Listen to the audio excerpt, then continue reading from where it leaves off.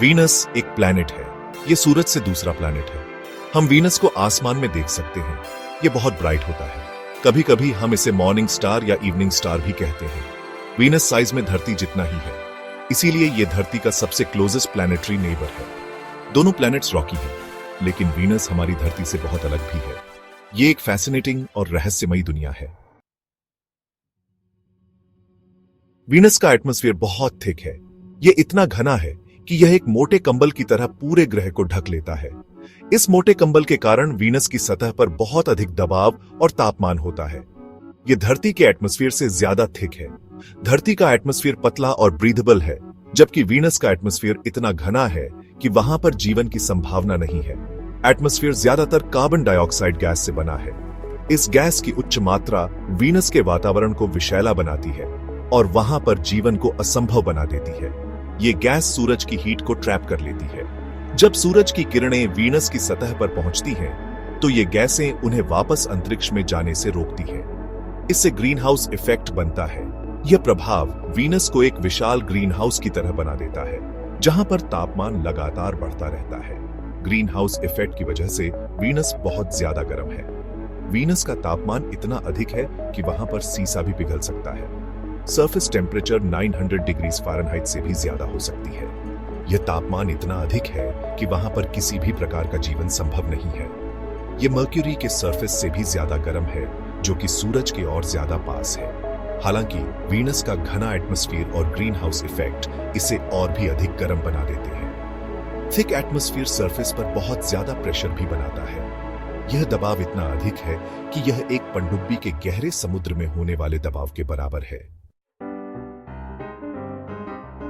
Venus का surface एक harsh और अनफॉरगिविंग जगह है। ये वोल्केनोज और लावा फ्लोज से ढका हुआ है। यहां पर वास्ट प्लेन्स और माउंटेन्स भी हैं। हाई प्रेशर और टेम्परेचर की वजह से यहां लिक्विड वाटर नहीं हो सकता। वीनस का सरफेस बहुत ड्राई भी है।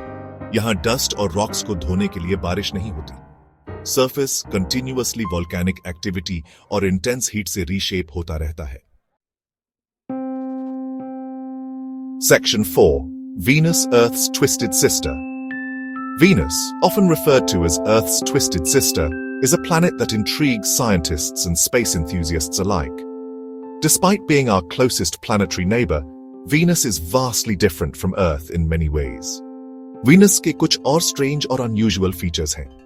इसकी एटमॉस्फेयर बहुत डेंस और टॉक्सिक है, जिसमें कार्बन डाइऑक्साइड की मात्रा बहुत ज्यादा है। इनमें से एक है इसका रोटेशन। वीनस का रोटेशन बहुत ही यूनिक है। वीनस ज्यादातर दूसरे प्लैनेट्स के मुकाबले बैकवर्ड रोटेट करता है। इसे रेट्रोग्रेड रोटेशन कहते हैं। इसका मतलब है कि वीनस पर सूरज वेस्ट में राइज होता है और ईस्ट में सेट होता है। यह फिनोमिनन हमारे लिए बहुत ही अनयूजुअल है। वीनस बहुत स्लोली रोटेट भी करता है। इसकी एक रोटेशन कंप्लीट करने में लगभग 243 अर्थ डेज लगते हैं। वीनस का एक दिन वीनस के एक साल से ज्यादा लंबा होता है। इसका एक साल लगभग 225 अर्थ डेज का होता है। ये एक और एग्जाम्पल है कि वीनस हमारी धरती से कितना अलग है। इसके अलावा वीनस का सरफेस टेम्परेचर इतना हाई है कि लीड भी मेल्ट हो सकता है। ये सब फैक्टर्स मिलकर वीनस को एक फैसिनेटिंग और मिस्टीरियस प्लैनेट बनाते हैं। Section 5, the mysteries of Venus remain. Venus एक फैसिनेटिंग और एनिग्मेटिक प्लैनेट है। इसकी डेंस एटमॉस्फेयर और एक्सट्रीम सरफेस कंडीशंस इसे यूनिक बनाते हैं। हार्श कंडीशंस के बावजूद इसमें प्लैनेट्स के फॉर्मेशन और एवोल्यूशन के बारे में बहुत से क्लूज हैं। इसकी सरफेस टेम्परेचर 900 डिग्री फ़ारेनहाइट तक पहुंच सकती है और एटमॉस्फेयर में सल्फ्यूरिक एसिड क्लाउड्स होते हैं। साइंटिस्ट्स अभी भी वीनस के बारे में सीख रहे हैं।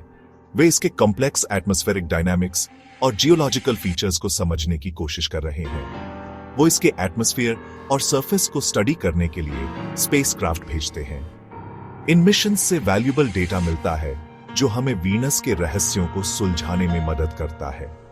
फ्यूचर मिशंस इस रहस्यमयी दुनिया के सीक्रेट्स को अनलॉक करते रहेंगे। इन मिशंस में एडवांस टेक्नोलॉजी का यूज होगा, जिससे हमें और भी डिटेल्ड इंफॉर्मेशन मिलेगी। वीनस को स्टडी करके हम अपने प्लैनेट और प्लैनेटरी सिस्टम्स को शेप करने वाले प्रोसेसेस को बेटर अंडरस्टैंड कर सकते हैं। यह नॉलेज हमें हमारे सोलर सिस्टम और बियॉन्ड के बारे में नई इंसाइट्स दे सकती है।